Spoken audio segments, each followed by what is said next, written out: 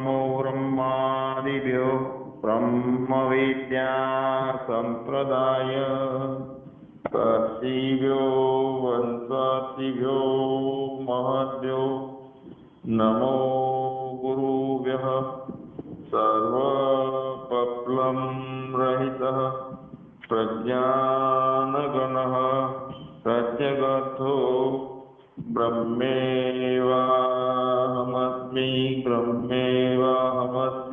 सद्गुरुदेवाय जय। હવે મ્યુટ કરી નાખો। વ્યવહારમાં આપણી વ્યવહાર કાળે ક્યાંક ક્યાંક ભૂલ થાય અને ટેમ્પરરી દ્વેષ ભાવ આવી જાય અને ક્યાંક તો વધારે વાવાઝોડા જેવું આવે તો આપણે ભ્રાંતિમાં પડી જઈએ। તો જ્ઞાનીને ભ્રાંતિ થાય જ નહીં, આવે ખરી। અજ્ઞાની માટે જાગ્રત અવસ્થા છે, જ્ઞાની માટે વ્યુત્થાન છે, એ અવસ્થા નથી। તો વ્યુત્થાન વખતે જગતનો વ્યવહાર આવે છે, પણ ભ્રાંતિમાં આપણે પડી ના જઈએ, ટેમ્પરરી પાછું ફિટ થઈ જાય। તો ભ્રાંતિ કેવી આવે છે? તો જે બીજા બધાને આવે છે તે આવે છે ને આપણે કઈ બંધ થઈ ગઈ ભ્રાંતિઓ કે જગતમાં બધે બે છે, બેપણું છે, બીજું કઈ છે એ બધું બંધ। બીજું કે બધા વ્યવહારો હું મારામાં તારામાં કરે છે, હું તું મારું એમ કરે છે। એના બદલે આપણે કર્તાનો ભાવમાં હું કરતા છું એ બંધ। જગતમાં બધું બે છે, બીજો છે એ બંધ, હું કરતા છું એ બંધ, મારે બીજાથી સંગ થાય છે એ બંધ। કેમ કે હું તો આત્મા છું, ઇન્દ્રિયો છે નહીં, બુદ્ધિ નથી, અંતઃકરણ નથી અને અસંગી છું। તો બીજા કોઈ પણ વસ્તુથી, પદાર્થથી, પ્રક્રિયાથી, સંજોગથી કે સંગ થાય છે તે બધું બંધ થઈ ગયેલું હોય એવી એક આપણી જ્ઞાન દશાની ધારા।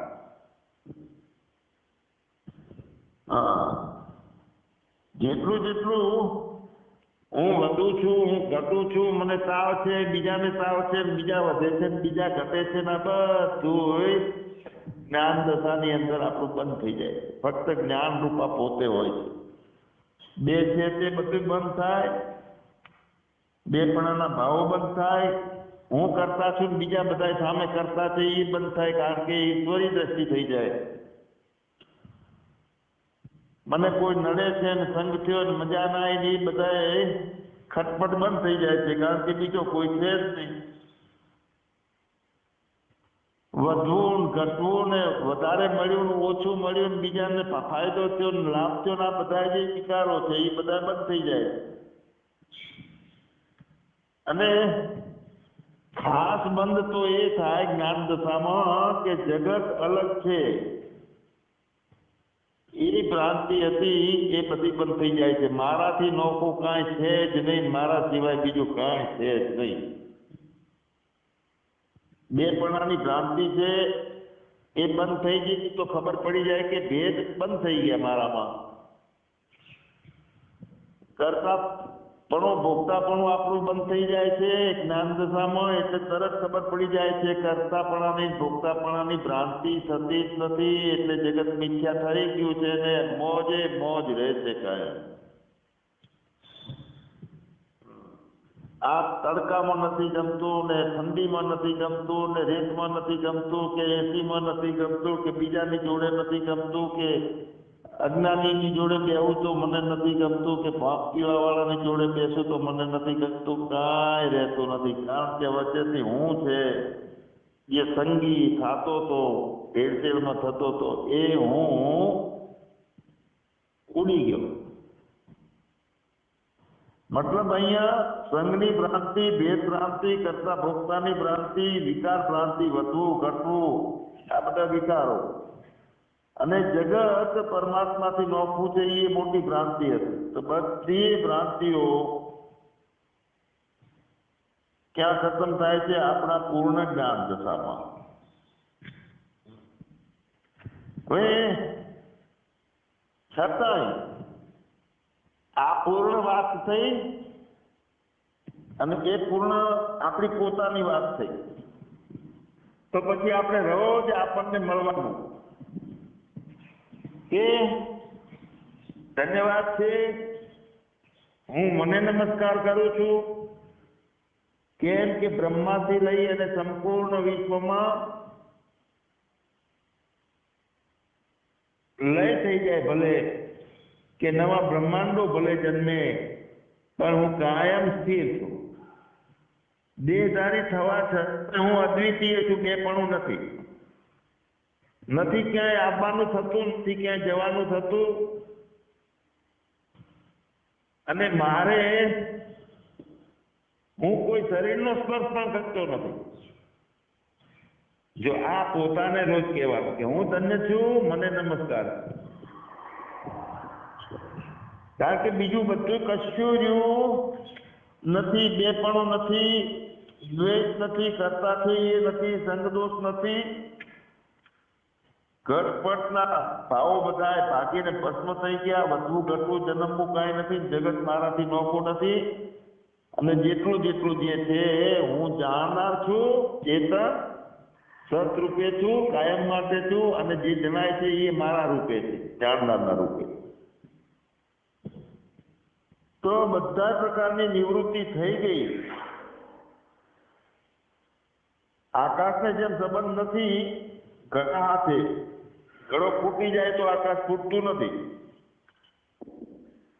તો જેટલી પ્રકારની ભ્રાંતિ છે એનો અભ્યાસ દૂર કરવા માટે અનાત્માના ધર્મો, મારા સિવાયના બીજા ધર્મો શું છે એ બરોબર જાણીએ તો વધારે સચ્ચિદાનંદ કરીને, બરોબર. તો અહીંયા આપણે જે જોયું કે નથી બેપણું થતું, નથી જગત, મારાથી કોઈ અલગ કશું વસ્તુ નથી, મારા સિવાય બીજું કશું જ નથી. અને બધી ભ્રાંતિઓ પાંચે પ્રકારની ક્યાં કોને રહી જાય? તો જેને આત્માના ધર્મ અને અનાત્માના ધર્મ બરોબર જાણી લીધા હોય તો બધું સારી રીતે, સરળ રીતે ભ્રાંતિઓનો અભ્યાસ રહી ગયો હોય તો દૂર થઈ શકે. તો આત્માના ધર્મની આપણને ખબર છે, પોતાનો ધર્મ છે, સત છું, કાયમ છું, ચેતન છું, જ્ઞાન જ છું ફક્ત, અને આનંદ છું, એટલે અસંગી છું, દ્રઢ છું. તો સચ્ચિત આનંદ અને અદ્વૈત પણ એ આત્માના ધર્મ થયા. અનાત્માના ધર્મ છે તે અસત છે, જડ છે, દુઃખરૂપ છે, અને દ્વૈત પણ આવે છે. તો મારા જીવનમાં જે છે, કદાચ હું શરીર તરીકે માનું છું મને, તો અસત છે, મરી જઈશ, જડ છે, દુઃખી થાય છે, અને બે પણ રહે છે. તો આ બધા જીવાત્માના ધર્મો, અનાત્માના ધર્મો. અનાત્માનું દુઃખીપણું, અનાત્મામાં બે પણ આવે છે, દ્વેષપણું, એ બધું કેમ આવે છે?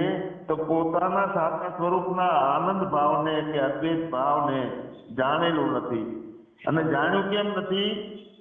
તો જે જીવમાં દુઃખીપણું અને દ્વૈતપણું છે, એટલે આત્માનો આનંદ ભાવ અને અદ્વૈત ભાવ ઢંકાઈ જાય. હું આનંદ રૂપ છું, હું અદ્વૈત રૂપ છું, એની પ્રતીતિ નથી થતી. અને એના બદલે હું દુઃખી છું, હું બ્રહ્મથી નોખો છું, પરમાત્મા મારે ગોતવો છે, હું મને આત્મા રૂપે દેખતો નથી, આવી પ્રતીતિ થાય છે. તો આપણા પોતાનું હોવું, જ્ઞાનીનું હોવું, સચિત, એ બંને એના વિશેષણો છે પોતાના, એટલે કે આત્માના. સત છું અને ચિત્ત છું. સત એટલે કાયમ રહેવા વાળો છું, ચેતન છું, એ વિશેષણો છે. પણ મૂળ તો જ્ઞાન છું, બીજું કાંઈ.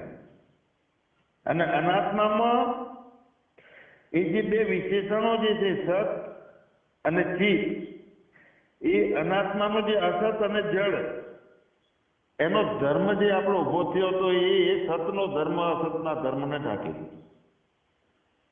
મારામાં અસત હતું, જડતા હતી, આ બધા ધર્મો હતા, સુખી દુઃખી થવાનો એ ધર્મ હતો ક્યારે ગયો કે જ્યારે હું સચ્ચિદાનંદ છું એવું જાણ્યું અને એવું ઠોસ નક્કી કરી અને જબરજસ્ત એ જીવનમાં માની લીધું, મારા સિવાય બીજું કાંઈ છે જ નહીં, એ ભૂમિકા જે છે મારી,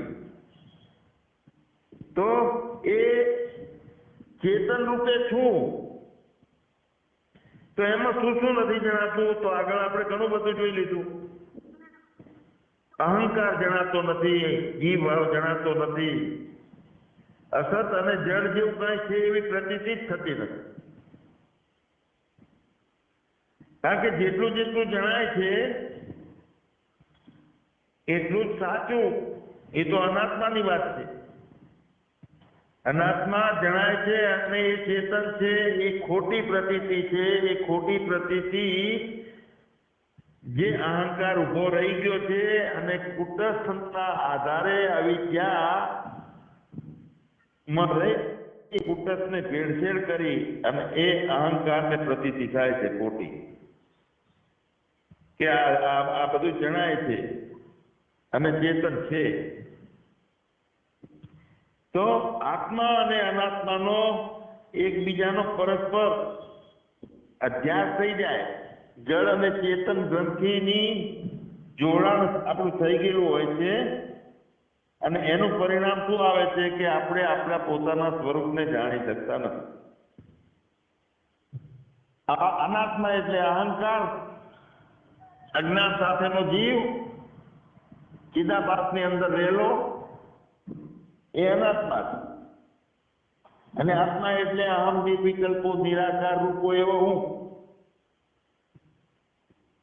તો એ અહમ નિર્વિકલ્પો નિરાકાર રૂપોનો તો કોઈ દાડો અભ્યાસ થતો જ નથી. જળની સાથે ઓતપ્રોતનું થતું નથી, પણ કુટસ્થનું થાય છે. કુટસ્થ કેમ કે પોતાના વ્યાપક સ્વરૂપમાં એક દેશમાં જ્યાં જીવ ભાવ અને અજ્ઞાન વાળી અવિદ્યા રહે છે એના અધિષ્ઠાનને કુટસ્થ કીધો છે. નોખો નથી, પણ જ્યાં સુધી સંગદોષની ભૂમિકા રહે છે તો એ કુટસ્થનો અને અહંકારનો એ એકબીજાના અધ્યાસ થાય છે. એટલે આપણને પોતાનું સાચું સ્વરૂપ જણાતું નથી.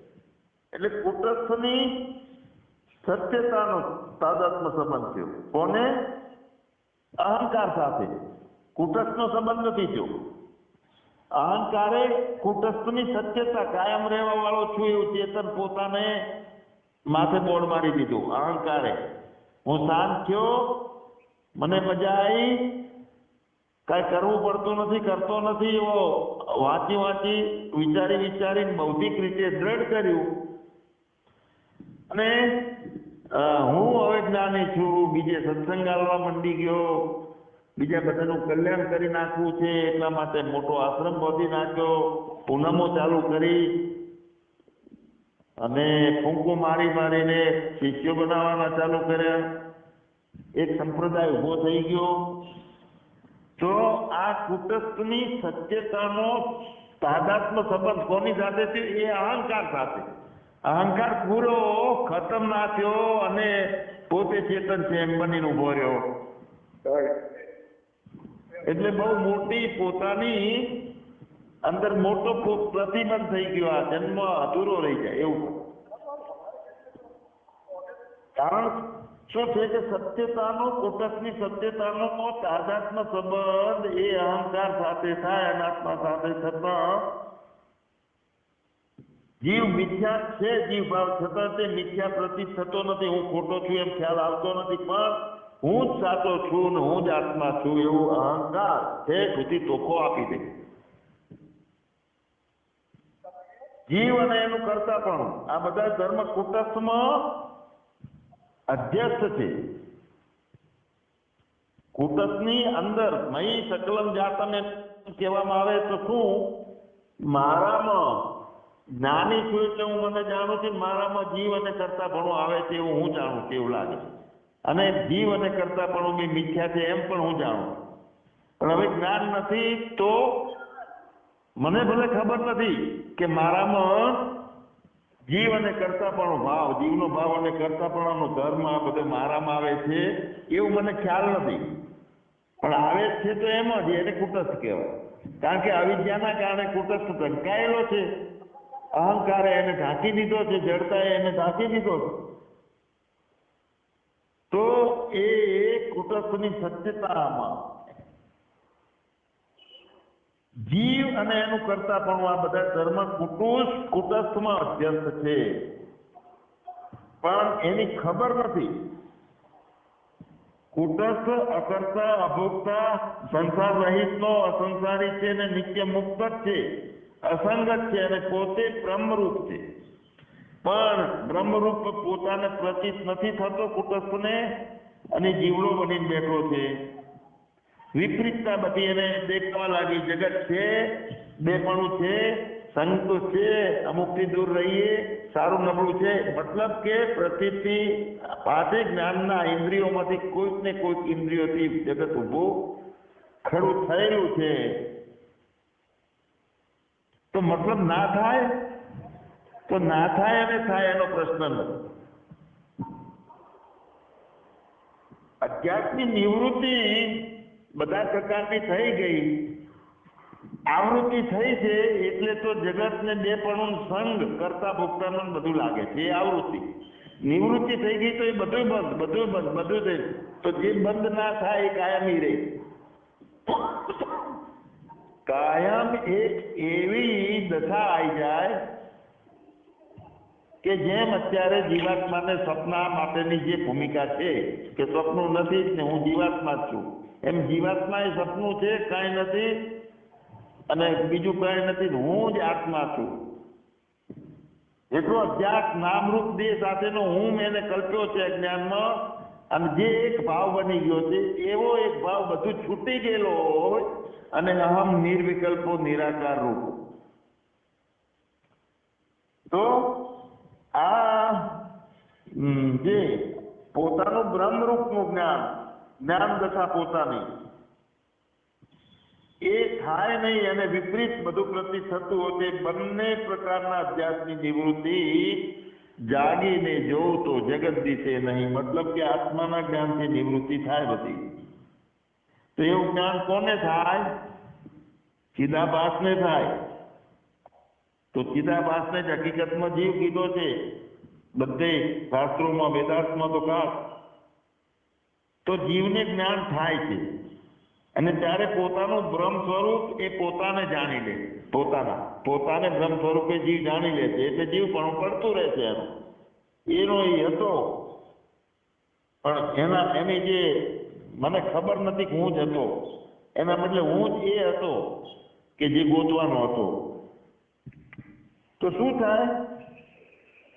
જે જીવનો અધિષ્ઠાન કુટસ્થ હતો, અવિદ્યાએ ઉભે થયેલો જે અંશ છે એના અધિષ્ઠાન જે કુટસ્થ હતો, તે કુટસ્થ પોતે પોતાને બ્રહ્મ તરીકે અનુભવ કરવા માટે હકીકતમાં તો જીવ ભાવ વચ્ચે ઉભો થયો હતો, એટલે પ્રતીતિ જગતની થતી હતી, પણ પોતે બધી પ્રતીતિઓ મટી જાય, જ્ઞાન થઈ જાય, એટલે પોતે કુટસ્થ, અને એ કુટસ્થ છે એ જ બ્રહ્મ.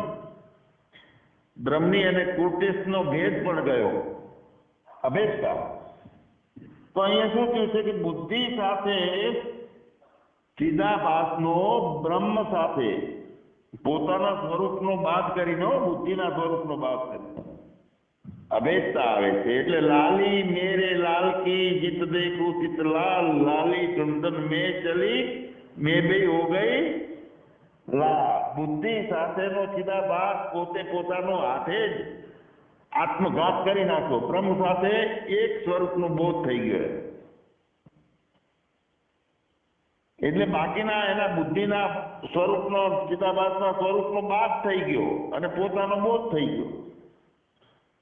તો પોતાના સ્વરૂપનો બાદ કરી અને પોતાને હું શબ્દના હું કોણ હતો તો એનું લક્ષ્ય સ્વરૂપ જે છે કુટસ્થ જાણનાર, એ જ બ્રહ્મ. વાચ્યાર્થ નહીં, લક્ષ્યાર્થ. વાચ્યાર્થમાં સમજી અને સાંભળીને માની લે, બુદ્ધિ સારી થઈ હોય, તીવ્ર અધિકારી, તો એ વાચ્યાર્થ થયો. પણ હું જ તે બ્રહ્મ એની વાતને અંદરથી પોતાના સ્વ સ્વરૂપમાં પ્રાગટ્યથી અનુભવતો હોય, કુટસ્થને જાણતો હોય, ચિદાભાસ પોતાના સ્વરૂપનો બાદ કરીને. સાક્ષાત્કાર એટલે લક્ષ, અને સાક્ષાત્કાર વગર એમને બુદ્ધિમાં સાક્ષાત્કાર અને બોલવાનું ચાલુ થાય, સાંભળવાનું ચાલુ થાય, થોડી ઘણી શાંતિ રહે, પણ એ શાંતિ જ્યારે નખો ઉભો કરીને અશાંત થઈ જતા હોય તો ખબર પડે કે આ બુદ્ધિ હજુ બાદ ના થઈ, ઊભી થઈ.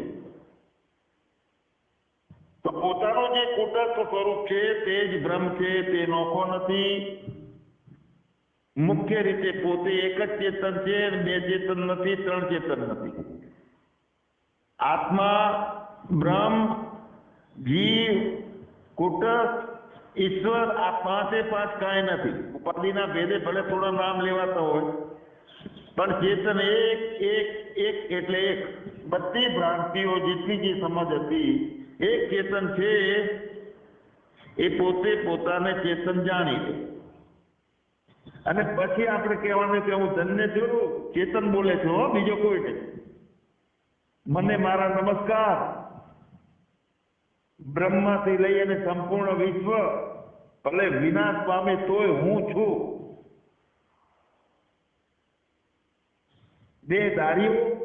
દેહના વ્યવહારમાં જવાનું આવતું હોય અને દ્વૈતોમાં રમતો હોઉં છતાંય હું અદ્વૈત છું એટલે મને મારા નમસ્કાર. વ્યવહારમાં આવવા જવાનું થતું હોય છતાં હું ક્યાં આવતો જતો નથી એટલે મને મારા નમસ્કાર.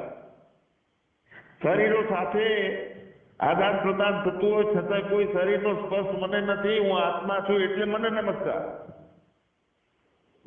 હું મને ધન્યવાદ આપું છું, હું મને નમસ્કાર કરું છું. એવી રીતનું પોતાનું રોજ પોતાનાથી મિલન કરવું. આ શ્રવણ મનન કરીને બ્રહ્માકાર વૃત્તિ તૈયાર કરવાની છે. તો લક્ષ્ય પોતાને એક વખત આવી ગયું હોય તો પાછું જતું ના રહે, એટલા માટે આ પ્રાર્થના, આ શ્રવણ, આ જ મનન.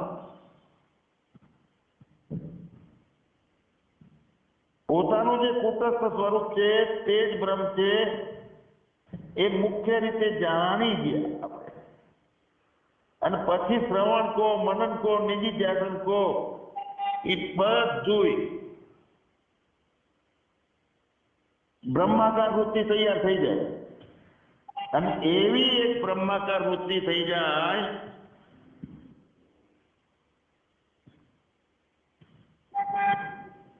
કે બધા અજ્ઞાનની આવરણની વૃત્તિનો ભંગ થઈ જાય. સચ્ચિદાનંદ ભગવાનની જય.